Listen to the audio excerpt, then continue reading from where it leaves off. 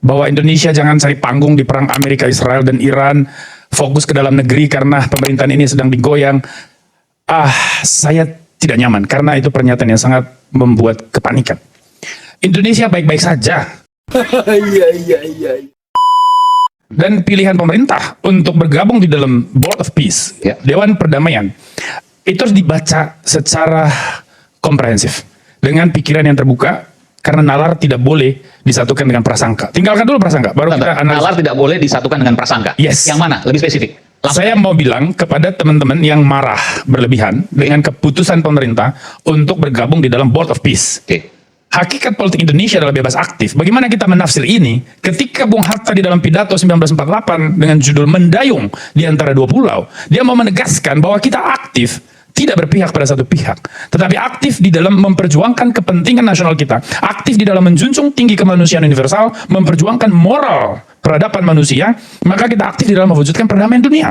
Nah, apa yang dilakukan oleh pemerintah hari ini harus dipahami dalam perspektif itu, karena dinamika politik hari ini, dinamika politik global itu sangat-sangat dinamis dan fluktuatif. Indonesia harus mengambil posisi yang tepat dan strategis. Jadi jangan serampangan dan buru-buru kita menuduh pemerintah udah masuk kotak nih. Pemerintah sudah kena jebakan Batman nih. Saya nggak setuju itu. Karena di satu sisi kita udah dikenal sebagai negara demokrasi dengan penduduk muslim terbesar, yang juga memperjuangkan kemerdekaan Palestina selama puluhan tahun. Tiba-tiba hari ini kita mengambil sikap strategis, yaitu bergabung di dalam Dewan Perdamaian, di mana tidak ada Palestinanya, tetapi punya komitmen yaitu juga memperjuangkan kemerdekaan Palestina. Ini harus kita ingat. Kritiknya begini, bagaimana mungkin masuk ke dalam sebuah wadah untuk mendamaikan, tapi dari sisi penjajah, itu kemudian yang narasi yang berkembang. Bagaimana?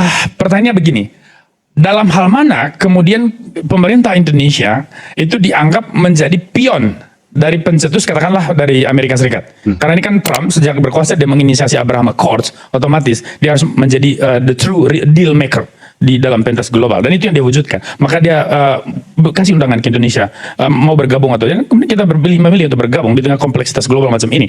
Jadi saya kira politik luar negeri kita mau nggak mau harus dinamis dan juga kontekstual, adaptif terhadap perkembangan zaman.